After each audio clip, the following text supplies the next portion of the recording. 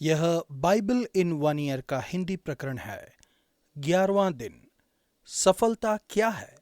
How to be a huge success. यह विभिन्न तरह के प्रसिद्ध सफल लोगों से प्राप्त कथनों और सुझावों की एक छोटी सी किताब है। इसके कवर पर पिछला हिस्सा पूछता है, क्या आप प्रसिद्ध, भाग्य या महानता के साथ टकराव की राह पर हैं? हमारे समाज में अक्सर सफलता का पीछा इसी तरह से किया जाता है। शायद इसके नकारात्मक अर्थ की वजह से कभी कभी चर्चा में हम सफलता शब्द से थोड़ा चौकन्ने हो जाते हैं। हालांकि बाइबल में सफलता शब्द बुरा नहीं है। यह हमारे आज के पुराने नियम के पद्यांश में लगभग 5 बार आया है और हर बार बहुत ही सकारात्मक रूप में। सफलता प्रभु की ओर से आशीष है। सफलता एक अच्छी बात है। फिर भी यीशु की सेवकाई और बाइबल का संदेश सफलता को फिर से परिभाषित करता है। भजन संहिता 8:1-9 तक। परमेश्वर की सृष्टि की सफलता के लिए उनकी स्तुति करें। हमारी आकाशगंगा में हमारे सूर्य की तरह शायद 100 अरब तारे हैं। हमारी आकाशगंगा 100 आकाशगंगाओं में से एक है। जब हम सृष्टि की विशालता पर विचार करते हैं तो मनुष्य को छोटा और महत्वहीन महसूस करना आसान होता है। दाऊद इस भजन की शुरुआत और अंत परमेश्वर की रचना की सफलता के लिए उनकी आराधना करते हुए करता है। जब रात में आकाश को ताकता है, शायद उन रातों को याद करते हुए जब वह चरवाहा लड़का था, दाऊद कहते हैं, जब मैं आकाश को जो तेरे हाथ का कार्य है, चंद्रमा और तारागण को जो तूने नियुक्त किए हैं देखता हूँ, तो फिर मनुष्य क्या है कि तू उसका स्मरण रखे और आदमी क्या है कि तू उसकी सुधि ले। दाऊद उस सच्चाई की तारीफ करता है कि मनुष्य परमेश्वर की श्रेष्ठ रचना है, एक श्रेष्ठ कृति जिसे उनके स्वरूप में बनाया गया है। परमेश्वर आपसे सिर्फ प्रेम नहीं करते और आपका ख्याल ही नहीं रखते, बल्कि उन्होंने आपको असाधारण अधिकारी भी बनाया है। तूने उसको परमेश्वर से थोड़ा ही कम बनाया है और महिमा और प्रताप का मुकुट उसके सिर पर रखा है। तूने उसे अपने हाथों के कार्यों पर प्रभुता दी है। तूने उसके पांवों तले सब कुछ कर दिया है। परमेश्वर ने जो भी बनाया है उसका अधिकारी हमें बनाया है। यह जानने के बाद मसीही लोगों को सुरक्षा, संरक्षण और परमेश्वर की अद्भुत रचना की देखभाल करने के लिए सबसे आगे रहना चाहिए। अवश्य ही हम पतित पापी मनुष्य हैं और हमने सृष्टि पर प्रभुता करने की परमेश्वर की मूल योजना बिगाड़ दी है। फिर भी नए नियम में हम इन वचनों को भी देखते हैं जो सीधे यीशु पर लागू होते हैं। इब्रानियों 2:8। मसीह में सृष्टि फिर से नई होगी। इफिसियों 1:19-23, 2:5 और 6। और एक दिन यह पूरी होगी और हम सब कुछ उनके चरणों में देखेंगे। 1 कुरिन्थियों 15:24-26। प्रभु, जब मैं आपकी रचना की विशालता, सुंदरता और सफलता को देखता हूँ तो मैं आपकी स्तुति और आराधना करने लगता हूँ। हे हमारे प्रभु, तेरा नाम सारी पृथ्वी पर क्या ही प्रतापमय है। नया नियम मत्ती 9:14-38 तक। यीशु पर निर्धारित की गई सफलता का अनुकरण करें। यीशु सफलता को पुनः परिभाषित करते हैं। यदि हम जानना चाहते हैं कि सच्ची सफलता क्या है, तो हमें यीशु के आदर्शों को देखना होगा, उनका दर्शन, उनका जीवन और उनकी शिक्षा। यह ऐसी सफलता है जो अब तक हर जगह मानी गई है। यीशु की प्रशंसा और निंदा दोनों की गई थी। सफलता का मतलब प्रसिद्धि नहीं है। कुछ ने उनकी प्रशंसा की। इस्राएल में ऐसा कभी नहीं देखा गया। अन्य लोगों ने उनसे नफरत की। फरीसियों ने कहा, यह तो दुष्टात्माओं के सरदार की सहायता से दुष्टात्मा को निकालता है। यीशु के अनुयायी होने के नाते शायद आपकी भी प्रशंसा और निंदा दोनों होगी। विलियम विल्बरफोर्स ने कहा था कि वह इंग्लैंड में सबसे ज्यादा प्रशंसनीय और सबसे ज्यादा निंदनीय व्यक्ति थे। अपने सुसमाचार में मत्ती यीशु की सेवकाई की सफलता का वर्णन करता है। वह संक्षिप्त में कहता है, यीशु सब नगरों और गांवों में फिरता रहा और उनकी सभाओं में उपदेश करता और राज्य का सुसमाचार प्रचार करता और हर प्रकार की बीमारी और दुर्बलता को दूर करता रहा।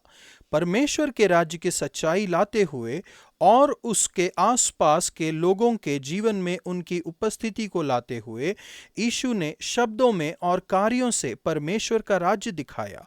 यीशु की सफल जीवन शैली ऐसी दिखती है और आपको और हमें इसका अनुसरण करने के लिए बुलाया गया है। सफल जीवन शैली पाने के लिए आपको 12 शिष्यों की तरह अपना जीवन यीशु के लिए तैयार करना है और उनके दर्शन को बांटना है। नंबर 1, जरूरत अत्यंत महत्वपूर्ण है। यीशु ने देखा कि वे उन भेड़ों की नाई जिनका कोई रखवाला ना हो, व्याकुल और भटकते हुए से थे। आज हम लाखों लोगों को देखते हैं जो यीशु को नहीं जानते और आत्मिक रूप से भटकते हुए हैं। इनके अलावा हम लाखों लोगों को देखते हैं जो भूखे, बेघर और लाइलाज बीमारी से त्रस्त हैं, बल्कि उन्हें मूलभूत शिक्षा भी नहीं मिलती है। नंबर 2, प्रेम करना उद्देश्य है। यीशु को तरस आया। ग्रीक भाषा में प्रेम के लिए यह सबसे शक्तिशाली शब्द है, जो कि ग्रीक शब्द गट्स, दुखी से निकलता है। इसे सिर्फ यीशु पर प्रयोग किया गया है। इसका अनुवाद इस तरह से भी किया जा सकता है, वह अत्यंत दुखी हुए, उनका दिल टूट गया।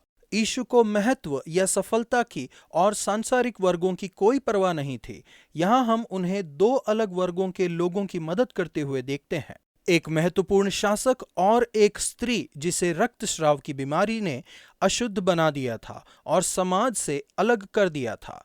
फिर भी यीशु ने उन दोनों पर अपनी करुणा दिखाई। नंबर 3, ट्रिगर प्रार्थना है। यीशु ने अपने शिष्यों से कहा, परमेश्वर से विनती करो कि वह अपने खेत काटने के लिए मजदूर भेज दें, और ज्यादा लोगों के लिए प्रार्थना करो जो यीशु का अनुसरण करें और फसल को काटें। नंबर 4, योग्यता विशाल है। यीशु ने कहा, खेत तो बहुत है। यीशु ने दिखाया कि सफलता कैसी दिखती है।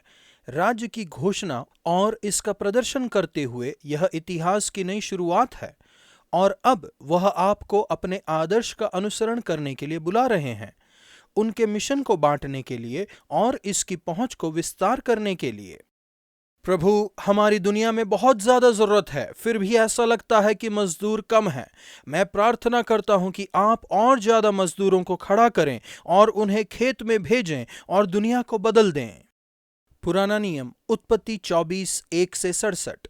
मार्गदर्शन में सफलता के लिए प्रार्थना करें। अब्राहम का सेवक सफलता के लिए प्रार्थना करने के लिए घबराया नहीं था। उसने प्रार्थना की जिसका हम सब अनुकरण कर सकते हैं, यहोवा आज मेरे कार्य को सिद्ध कर। यह स्वार्थीपन की प्रार्थना नहीं थी, यह ऐसी प्रार्थना थी कि परमेश्वर किसी और को आशीष दें और मेरे स्वामी अब्राहम पर करुणा करें। उसने परमेश्वर से मार्गदर्शन पाने के लिए प्रार्थना की। यह परमेश्वर के मार्गदर्शन की सबसे शानदार कहानियों में से एक है। अल्फा पर हम द 5 C's के तहत 5 तरीकों के बारे में बात करते हैं जिसमें परमेश्वर हमारा मार्गदर्शन करते हैं। इस पद्यांश में हम एक उदाहरण देख सकते हैं जिसमें ये सब एक साथ काम करते हैं, और खासकर 5वां, पारिस्थितिक संकेत। नंबर 1, आदेशात्मक वचन। स्पष्ट रूप से अब्राहम के पास वचन नहीं थे जो हमारे पास हैं, लेकिन उसके पास परमेश्वर के निर्देश थे जो बाद में पवित्र शास्त्र का हिस्सा बने। परमेश्वर ने अपने लोगों को आदेश दिया था कि वे अपने बीच केवल अन्य विश्वासियों से ही शादी करें। अब्राहम ने अपने सेवक से कहा था कि वह अपने बेटे के लिए पत्नी कनानियों से न ले, बल्कि अपने ही लोगों में से लें। नंबर 2, अप्रतिरोध्य आत्मा। जब हम प्रार्थना करते हैं तो पवित्र आत्मा हमारी अगुवाई करते हैं। हालांकि इस पद्यांश में पवित्र आत्मा शब्द का प्रयोग नहीं किया गया है, लेकिन यह स्पष्ट है कि सभी भाग लेने वाले इस स्थिति में हैं कि वे परमेश्वर द्वारा मार्गदर्शित किए जाएं, उनकी सुनना और पवित्र आत्मा द्वारा अगुवाई किया जाना। अब्राहम के सेवक ने अपने दिल से प्रार्थना की। उसकी प्रार्थना समाप्त होने से पहले उसके सामने रिबका दिखाई दी, और जब रिबका दिखाई दी तो इसहाक खेत में था जहां वह ध्यान करने के लिए निकला था। नंबर 3, सामान्य बोध। रिबका को चुनना एक सही समझ थी। वह स्पष्ट रूप से इसहाक के लिए उपयुक्त थी। ऐसा था कि वह बहुत ही सुंदर थी और वह कुंवारी भी थी और उसने किसी पुरुष का मुंह न देखा था। सबसे महत्वपूर्ण, वह बहुत ही दयालु, कृपालु और अच्छी थी। पानी पिलाने के निवेदन के लिए उसकी तुरंत प्रतिक्रिया केवल उसे ही पिलाना नहीं था, बल्कि यह कहना भी था कि मैं तेरे ऊँटों के लिए भी तब तक पानी भर लाऊंगी जब तक वे पी न चुकें। नंबर 4, संतों का परामर्श। परमेश्वर का एक तरीका जिसमें वह मार्गदर्शन करते हैं वह है दैवीय सलाह। यहाँ संत का उपयोग नए नियम के अर्थ में परमेश्वर के सभी लोगों का उल्लेख करने के लिए किया गया है। हालांकि इसहाक और रिबका की शादी आधुनिक पश्चिमी विवाह से बहुत ही अलग थी। उनमें समझौते के बहुत बड़े तत्व शामिल थे, पर उनमें पसंद का तत्व भी शामिल था। क्या तू इस मनुष्य के संग जाएगी? उसने कहा, हाँ, मैं जाऊंगी। इसहाक ने उससे शादी करने का फैसला किया और उससे प्रेम किया। वे लोग संतों की सलाह का अनुकरण कर रहे थे, इस भावना से कि उनके आसपास के लोग, खासकर उनके माता पिता, इसे मान्य करें। यह परमेश्वर से है। नंबर 5, पारिस्थितिक संकेत। यह बाइबल में सबसे स्पष्ट मामला है जिसमें परमेश्वर पारिस्थितिक संकेतों द्वारा मार्गदर्शन करते हैं। सेवक ने चिन्ह पूछा और उसे बिल्कुल वही बताया गया जो उसने पूछा था। फिर भी जैसा कि हमने देखा, यह संकेत आकस्मिक नहीं था। यह रिबका के स्वभाव की परीक्षा थी जिसे उसने पूरा किया। परमेश्वर द्वारा मार्गदर्शित होने के परिणाम स्वरूप उनकी मुलाकात महान रूप से सफल ही नहीं हुई, बल्कि इससे ज्यादा उनका विवाह भी सफल रहा। प्रभु, मैं प्रार्थना करता हूं कि आप हमारे समाज में और चर्च में सफलतापूर्ण मार्गदर्शन के उदाहरणों को अद्भुत रीति से बढ़ाएं। ज्यादा से ज्यादा पति पत्नी के उदाहरण सामने आएं जो यह कह सकें कि यह परमेश्वर की ओर से है।